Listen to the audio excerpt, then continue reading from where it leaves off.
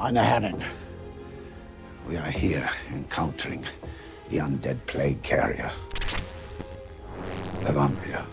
I have a whole bunch of collaboration questions to start. Nicholas, you're going to get my first one because you are working with Robert for the very first time on this particular film. And with every film he makes, I always leave the theater going like, there isn't a single person on this planet who could direct that movie quite the way you did. So I'm curious, is there anything you saw him do on this set that maybe speaks to that kind of singularity, something he does that shows you everything he makes is uniquely his own? I mean, every step of the way, I think it is unique to him, and that's what's special about it. I mean, I would text him sometimes and I would think it would be the middle of the night and he'd respond back being like, oh no, I was up thinking about which cigar is the correct one for you and Aaron's character to smoke in this scene. And then another time he was like up watching movies because he was like trying to find the perfect snow on film for the feel of the snow he wanted in this movie. So there's like no leaf unturned in terms of him bringing his exact vision to the screen. And that's what's magical about working with him, because it's inspiring in every step. He knows exactly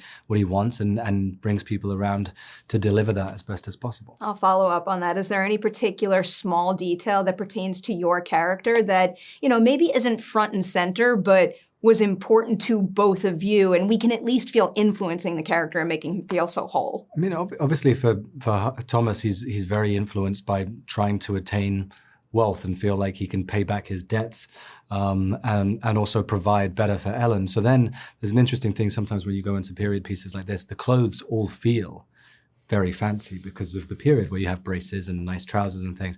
But then Rob would go in and be like, feel the type of fabric that you have. This is not as nice as Aaron's character, who is wealthier as you. So all the little things like that, like on the pocket watch, being like, this is your pocket watch, it's nice, but then look at Aaron's pocket watch. Look how nice. So you feel the disparity between the social economic class of those two characters, so you understand what it is that's driving him and what he's slightly embarrassed by in some ways. Makes all the sense in the world. Willem, now for you, this is your third collaboration. So you go into this knowing what Robert is capable of, but I'm still curious, on this set, is there anything he did that made you stop and go like, my God, I knew you were good, but I never realized you'd be capable of doing that? I think his design of shots with Jaron Blaschke is probably the most impressive thing, because that was there in the Lighthouse, that was there in the Northman, but I think it gets more and more refined. And he gets braver and braver and more daring in some of these shots. And the funny thing is, they aren't showy shots, but he used cinema language and the camera in a way that, in my experience, few people do. These long shots that are very designed, and they create a fluidity that really allows you to enter the scenes and have that kind of rhythm that you couldn't get if that's only created by coverage. So that's very special, and I think that gets more and more refined. Feel bad putting you both on the spot with this question, but given you just brought that up, do you each have a single favorite frame of this movie? That's really hard, but there is a shot where it's a static shot. It's unusual, and it looks like a Vermeer. It's so beautiful.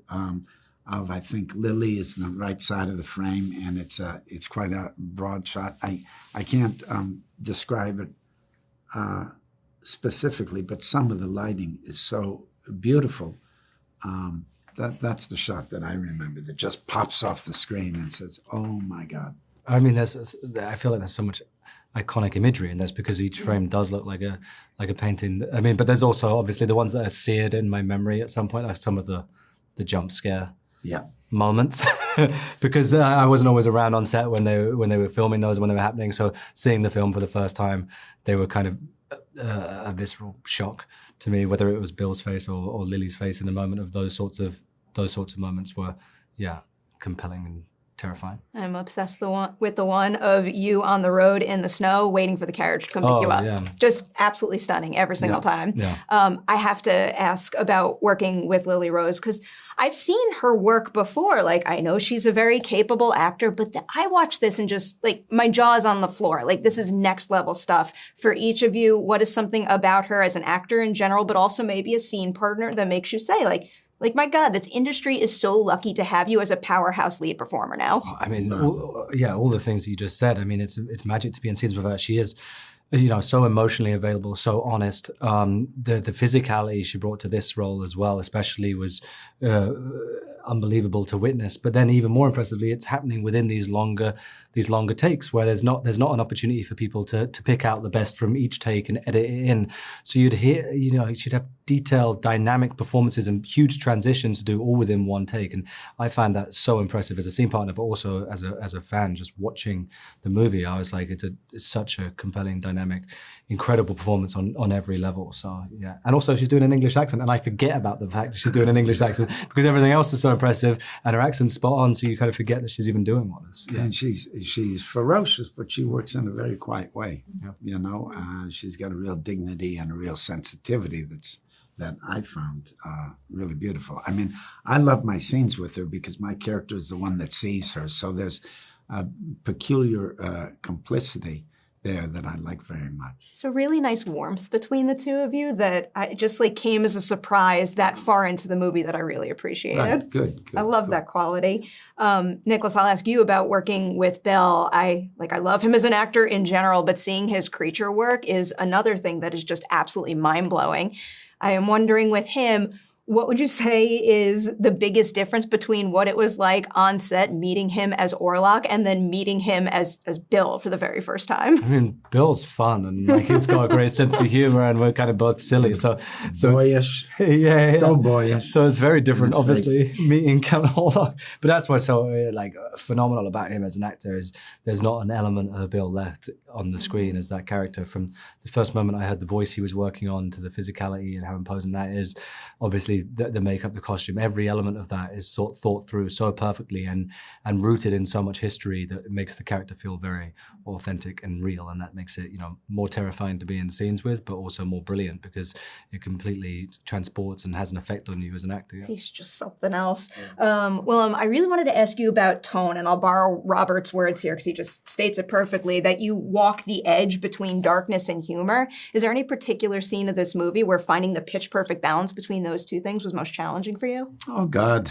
I think that where I'm trying to convince them what's going on, it's like I'm dealing with idiots here, So he's kind of patient and he's trying to deliver this stuff to make them understanding, and they're pushing back on it. And there's always he's always kind of gathering himself before he goes on to try to convince them some more. Maybe that's not expressed very well, but it has to do with those scenes where they're listening to him and they're looking to him for answers, but they're not buying what he's saying. And he's sort of stands outside of it because he sees the world in a much different way than they do. So good. I still can't believe I'm sitting here thinking that we just got another Nosferatu that is this good. You should be so proud. Congratulations and thank you. Thank you very much.